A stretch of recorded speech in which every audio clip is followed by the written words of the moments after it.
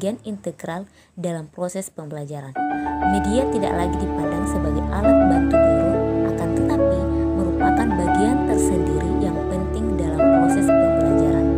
Setiap program pembelajaran harus direncanakan secara sistematis dengan memusatkan perhatian pada siswa. Karakteristik multimedia pembelajaran ada 3. Yang pertama, memiliki lebih dari satu media yang konvergen. Misalnya, menggabungkan unsur audio dan visual. Yang kedua, bersifat interaktif, yang artinya memiliki kemampuan untuk mengakomodasi respon pengguna. Yang ketiga, bersifat mandiri, yang artinya memberi kemudahan dan kelengkapan isi sedemikian rupa sehingga pengguna bisa menggunakan tanpa bimbingan orang lain. Selanjutnya, ada fungsi multimedia pembelajaran. Pertama, mampu memperkuat respon pengguna secepatnya dan sesering mungkin.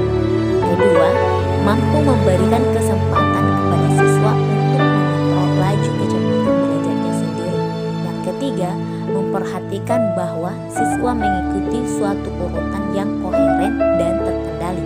Dan keempat, mampu memberikan kesempatan adanya partisipasi dari pengguna dalam bentuk respon, baik berupa jawaban, pemilihan, keputusan, percobaan, dan lain-lain. Ada 5 format penting dalam multimedia pembelajaran. Yang pertama yaitu tutorial. Format sajian ini merupakan multimedia pembelajaran yang dalam penyampaian materinya dilakukan secara tutorial, sebagaimana layaknya tutorial yang dilakukan oleh guru atau instruktur. Yang kedua, drill dan praktis.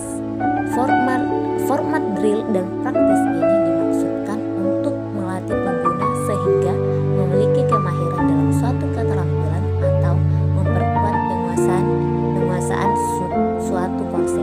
Yang ketiga, simulasi. Multimedia pembelajaran dengan format ini mencoba menyamai proses dinamis yang terjadi di dunia nyata. Misalnya, untuk mensimulasikan pesawat terbang, di mana pengguna seolah-olah melakukan aktivitas menerbangkan pesawat terbang, menjalankan usaha kecil atau pengendalian pembangkit listrik tenaga nuklir dan lain-lain.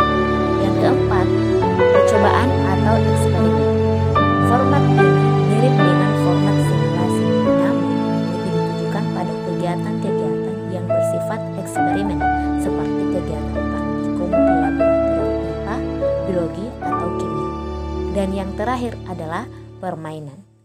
Tentu saja bentuk permainan yang disajikan di sini tetap mengacu pada proses pembelajaran, dan dengan program multimedia berformat ini diharapkan terjadi aktivitas belajar sambil bermain. Dengan demikian, pengguna tidak merasa bahwa mereka sesungguhnya sedang belajar, jadi sama-sama belajar. Ada 5 komponen multimedia.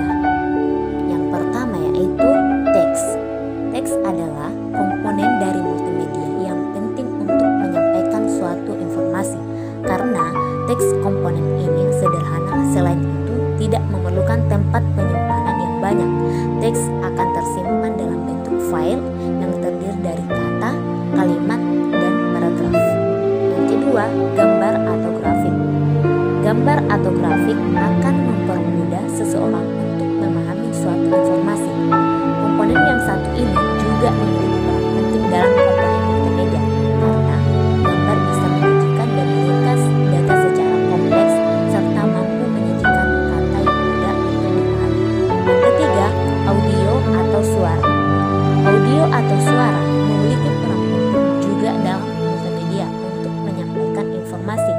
Jika tidak ada audio pada multimedia, hasilnya kurang lengkap. Biasa dalam multimedia, suara atau audio dapat berupa musik, voice, recorder, ataupun efek suara lainnya. Yang keempat, video.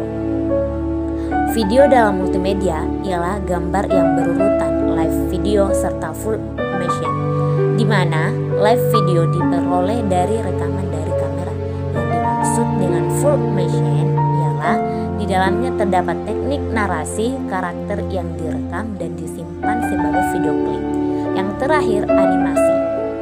kumpulan dari beberapa gambar yang disusun dan ditampilkan sedemikian rupa sehingga menghasilkan gambar hidup atau seperti bergerak disebut animasi. Animasi digunakan untuk membantu menggambarkan atau mengilustrasikan metode, menunjukkan suatu hal yang hidup atau aktif dan memperagakan model. Solusi dalam menggunakan media pembelajaran. Yang pertama, penggunaan media pembelajaran harus lebih sering dilakukan karena dapat mempermudah memahami materi yang disampaikan serta dapat menumbuhkan minat dan motivasi belajar. Yang kedua, sebaiknya media pembelajaran dibuat interaktif agar lebih efektif, kreatif, dan inovatif. Itulah tadi penjelasan mengenai multimedia pembelajaran. Jangan lupa ya, di like, di komen, dan jangan lupa tentunya di subscribe ya. Sampai jumpa.